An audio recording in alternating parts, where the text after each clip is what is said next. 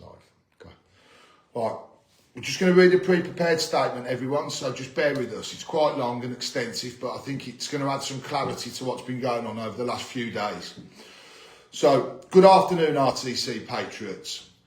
On Tuesday, the 13th of the 1st, 26, Daniel Thomas decided he no longer wanted to be associated with Raise the Colours.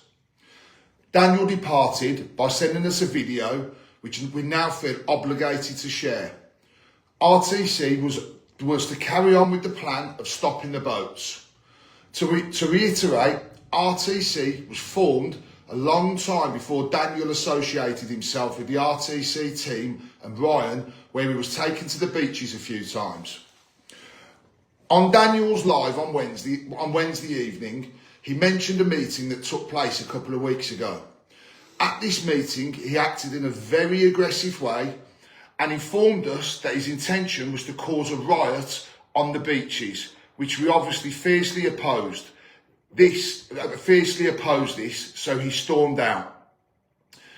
This now brings us to the real reason as to why he left.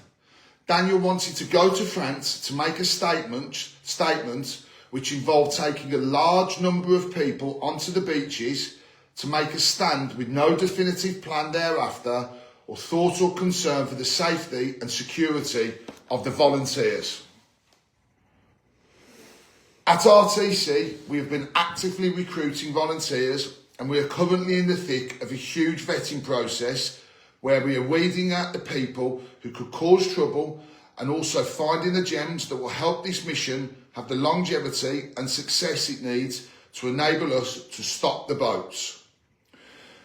His views and vision were not aligned with ours, and the constant reference to the need to content produce raised alarm bells with us as we were starting to feel that this was not necessarily a patriotic path that he wanted to go down. It seemed to be more of a monetary goal. This was confirmed early on, and our suspicions were aroused about his motives after his first visit to France with the RTC team, where he set up his own PayPal payment link and webpage to take donations and gather data. Operation Overlord 2. We absolutely did not know of this intention until after Daniel posted this on his social media. We had no involvement in it. At this point, we would like to make it clear that any trip that Daniel was a part of, he did not pay for. All trips have been funded entirely by RTC donations. Any donation that Daniel received, we cannot account for.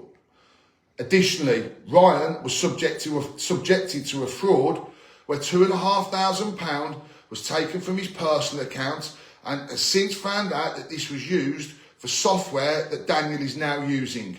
Ryan did not authorise the use of his card and was not aware of this, so we obviously draw our own conclusion here. On Wednesday morning, we woke to the news that the French government had decided to ban 10 members of the RTC movements. Daniel then proceeded to do a live talking about the situation, but failed to mention that he had quit on what we thought were amicable terms the night before. At RTC, we were dumbfounded by this, but can only deduce that after the announcement from the French government, he must have regretted his actions, as he obviously saw it as a huge lost opportunity for him in several ways, so therefore was piggybacking off us. We saw this as a conflict of interest, so released a statement regarding Daniel's departure. Daniel then blocked RTC on all social media platforms and personal accounts of the main people at RTC. He also blocked everyone on their mobile devices.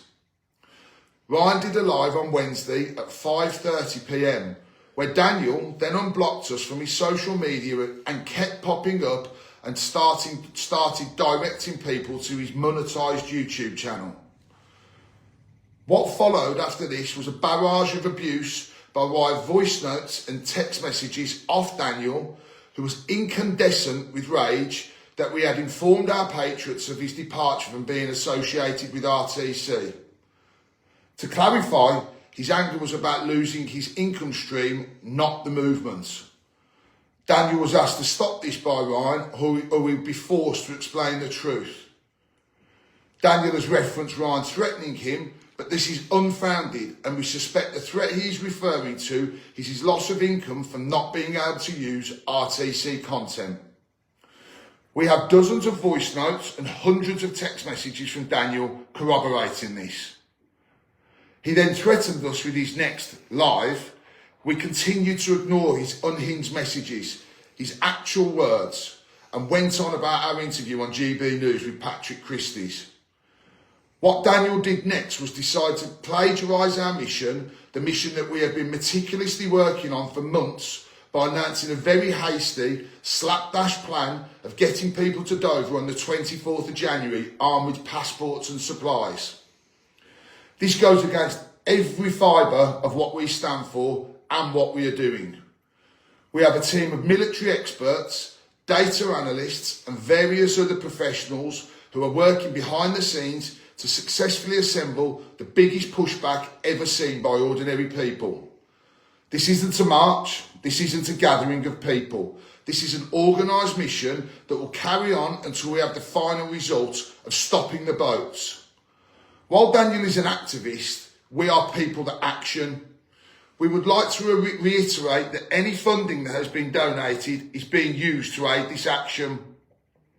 We are supplying everything that is required and also paying for every patriot across the channel. Everything you can think of: safety equipment, car hire, cameras, clothing, travel expenses, accommodation. We have it covered.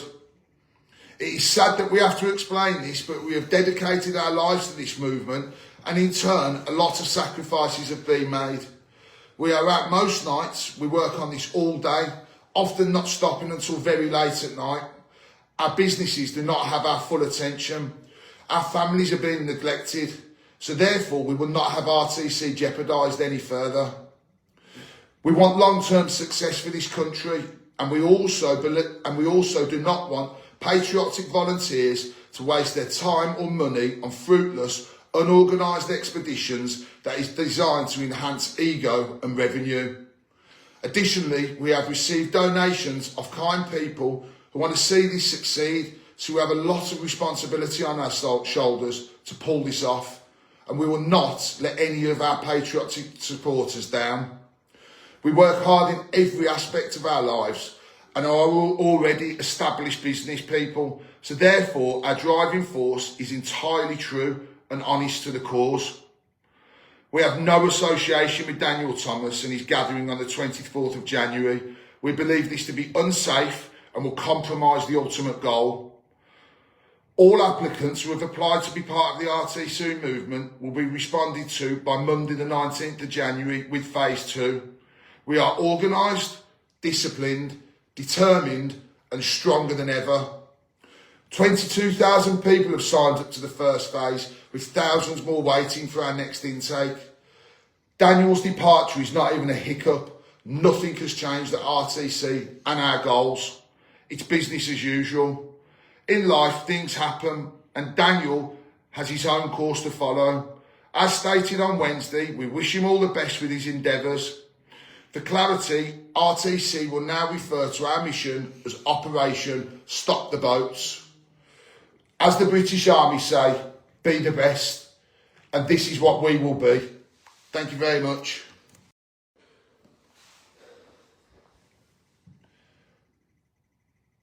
Is it live now? Live.